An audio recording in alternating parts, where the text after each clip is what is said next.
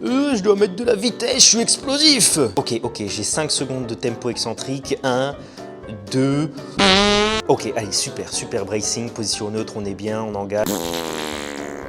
Tu te reconnais, alors il y a de grandes chances que cette vidéo soit faite pour toi. Je vais t'expliquer pourquoi tu dois avoir un squat comme ça et pas un squat comme ça. Aujourd'hui, on parle tension, stabilité, mais au squat, hein, pas dans ton couple. Alors on s'abonne, on like, on commente et on partage cette vidéo sans oublier de regarder l'intégralité des publicités en entier pour que je puisse m'acheter mon Boeing. Première classe Boeing.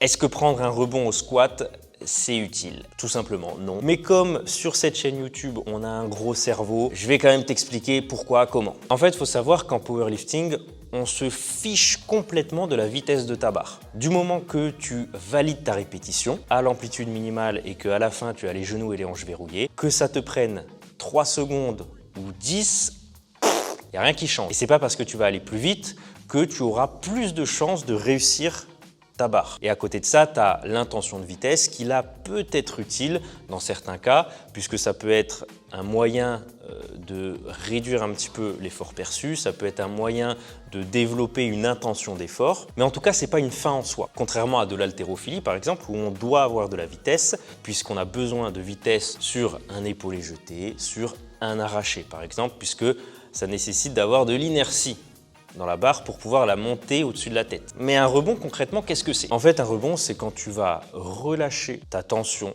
en bas de ton squat pour profiter d'un effet ressort, ni plus ni moins. Tu vas accumuler de l'énergie pour la restituer. Et ce retour d'énergie, il est provoqué par plusieurs choses. Le réflexe myotatique, grosso modo, c'est ton muscle, quand il est étiré à une certaine intensité, il va se contracter naturellement. Et après, tu as l'élasticité des tendons, des ligaments et globalement toute la structure de ton articulation qui va profiter d'un effet rebond, restitution d'énergie. Et on va le faire de manière plus ou moins consciente puisque sur un squat, quand tu es en bas, tu as les quadriceps étirés, tu as les fessiers étirés, tu as certaines portions des ischios étirés, tu vas avoir tes adducteurs qui sont étirés. Donc tous ces muscles vont vouloir se recontracter une fois arrivés dans cette position extrême. Sauf que moi, je te parle des rebonds où tu relâches complètement toute ta tension. C'est pas tant un problème quand on squatte avec des charges légère, très légère ou juste un squat, un air squat sans charge, puisque ça va nous permettre de faire plus de répétitions, plus facilement. En revanche, dès qu'on parle d'intensité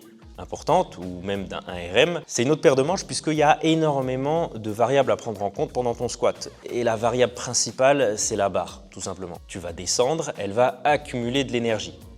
Et comme tu as écouté tes cours de physique, quand tu veux aller dans une direction totalement opposé après avoir accumulé beaucoup de vitesse et qui plus est si tu es très lourd, ça va être compliqué parce que tu es plein d'énergie et il va falloir la délester à un moment donné. Où est-ce qu'elle va se délester cette énergie? Dans toi, dans ton gainage et du coup tu t'écrases complètement en bas de ton squat puisque toi tu vas vouloir remonter sauf que ta barre elle va continuer de descendre et là d'où les fameux good morning, d'où les fameux pertes complètes de stabilité en bas, de bracing et d'échec finalement. En force athlétique et globalement en musculation d'ailleurs, on cherche à être le plus stable possible pendant sa répétition et surtout à perdre le moins d'énergie possible avant de devoir réellement forcer. Sur une phase excentrique, on doit être capable d'arriver dans la meilleure des positions possibles au moment de monter sans perdre d'énergie. Ne pars pas dans l'extrême inverse à faire une descente de 10 secondes, puisque là, ça va être contre-productif et tu vas perdre de l'énergie. Le critère numéro 1 de ton squat, c'est le contrôle.